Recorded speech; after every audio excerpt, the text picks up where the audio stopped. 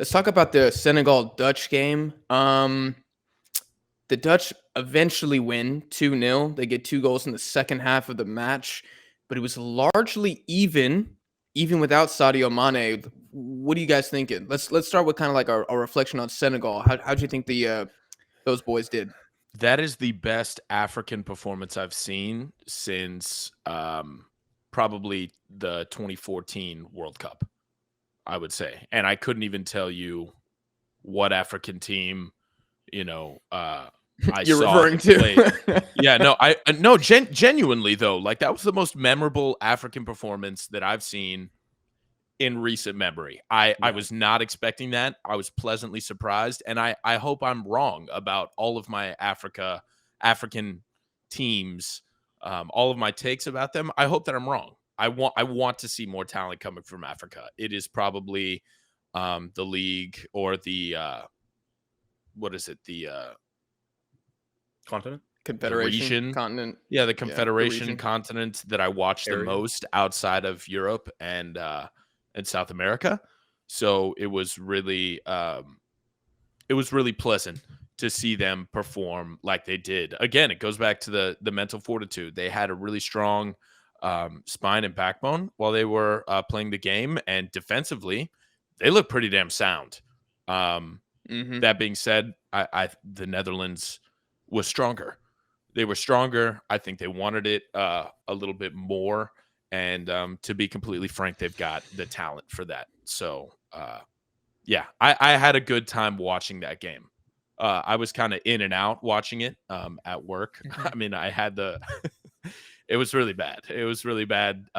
Any future employers out there, I swear I won't do this for your company, but I had the phone running the game with the sound off in a place where nobody else could see it. And while I was making all these espressos and like making drinks and shit, I was like popping in and out, but it was really pleasing to see. I thought Depay looked good. He looked better than I expected him, in spite of, not scoring a goal. Yeah, Netherlands has returned. We're seeing the best Netherlands that we've seen since the Robin and Van Persie glory days. So again, they got some stuff to clean up. They got a lot of stuff to clean up. Yeah, yes, they've got a lot of stuff to clean. They are moving in the right direction of that. Correct. 2010 team for sure. Well, 2014 they made it to the semis. Like that Argentina team, we had to beat them on penalties. Like I don't know. It wasn't as pretty as that team, but I think Louis van Gaal, ironically enough, has them moving in the right direction. You're correct. Yeah. It was either him or an announcer that was like, okay, either the commentator was saying it as the commentator's opinion or they were quoting Van Gaal, but they were like, this is the most talented team since that 2010 Netherlands side. Or it's just as talented is what they said. It's just as talented. That's what they said. And I was like, that's not true. That's not true. Wow. That's just not true. Like, were you watching it in English? Yeah. Okay. Fox Sports. That's what they said. It like probably like 2 minutes into the match. It was really early on. And I was just like, what the hell? Like, yeah, I'm sorry. I'm I'm sorry. You have Vincent Janssen starting up top. That guy was so bad at Tottenham, we sent him to Mexico. Okay? Yeah. When I saw he was starting, I honestly, I had to, pause the TV. I was like, that cannot be the Dutch guy that we signed who did absolutely fuck all in, 2 or 3 years, and then we sent him away. That can't possibly be that guy.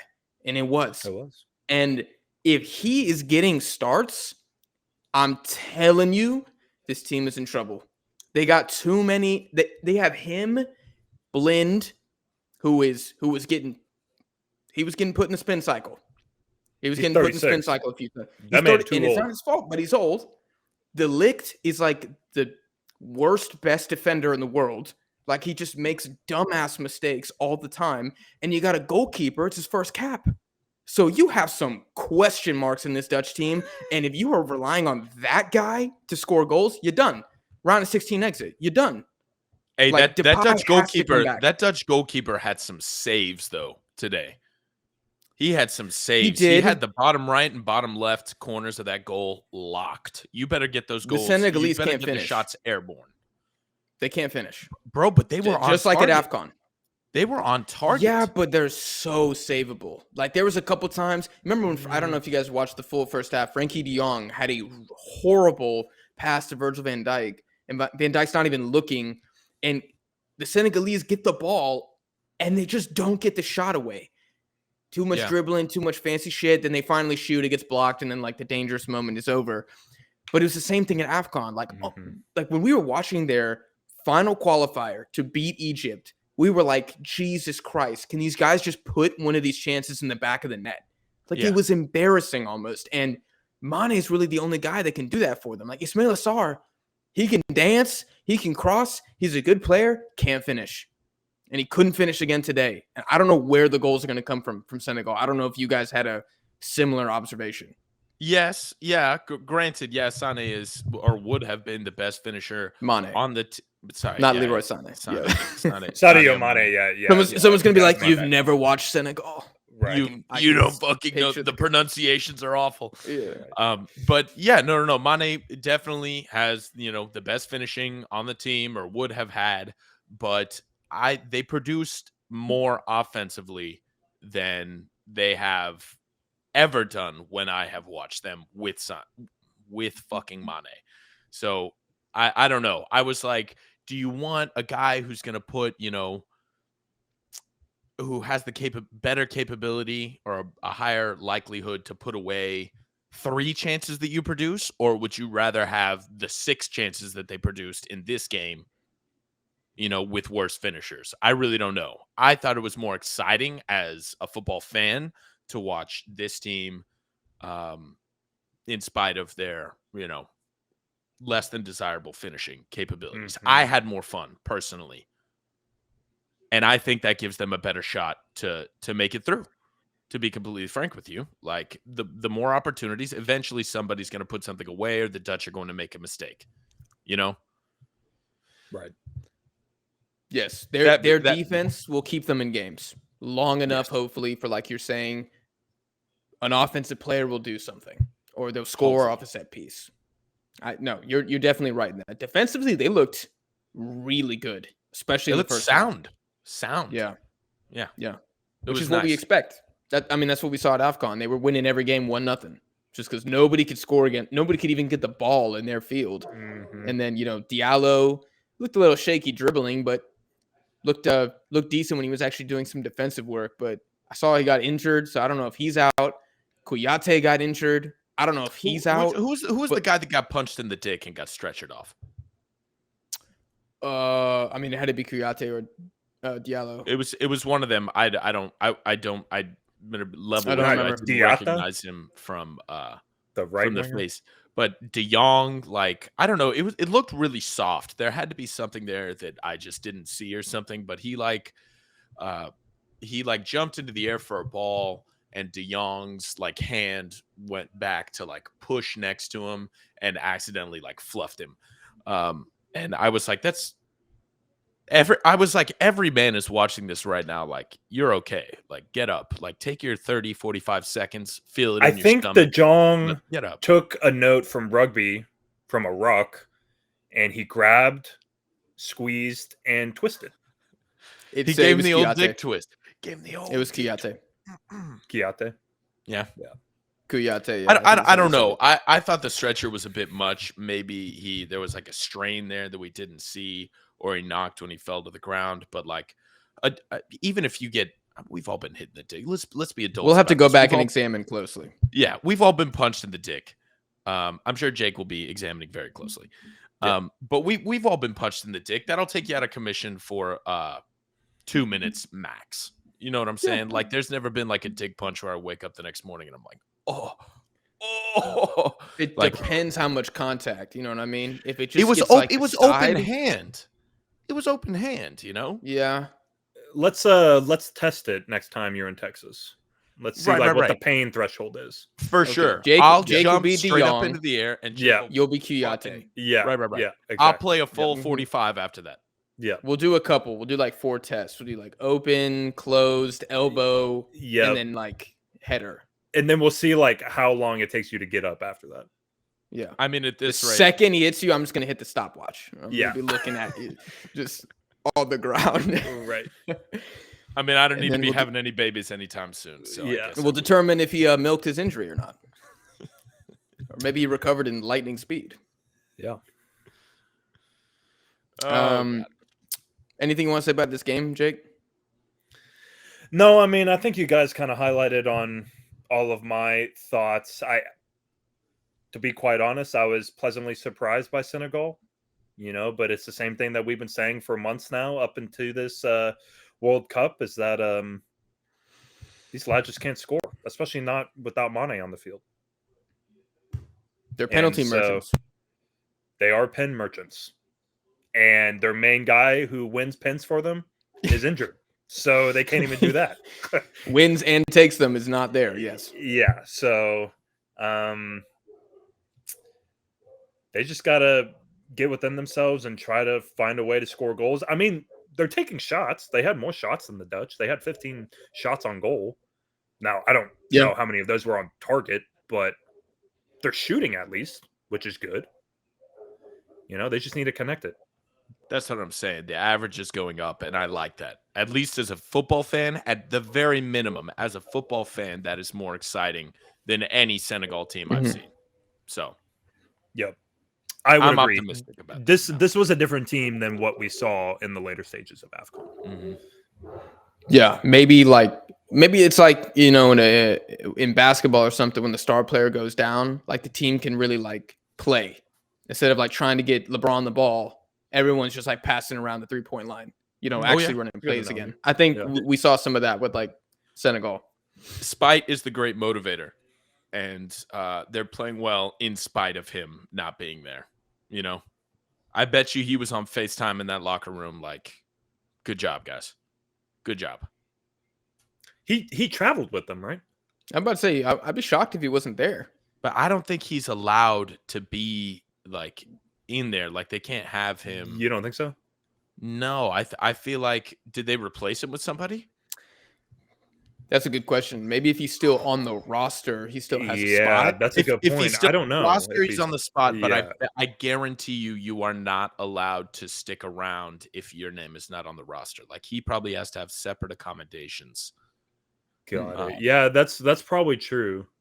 Yeah, because whenever they bring out, because they bring out all their subs, like it's not 6 subs or whatever. You have your extra 15 guys like on the bench ready to go. Everybody's there. Yeah, that's a good point.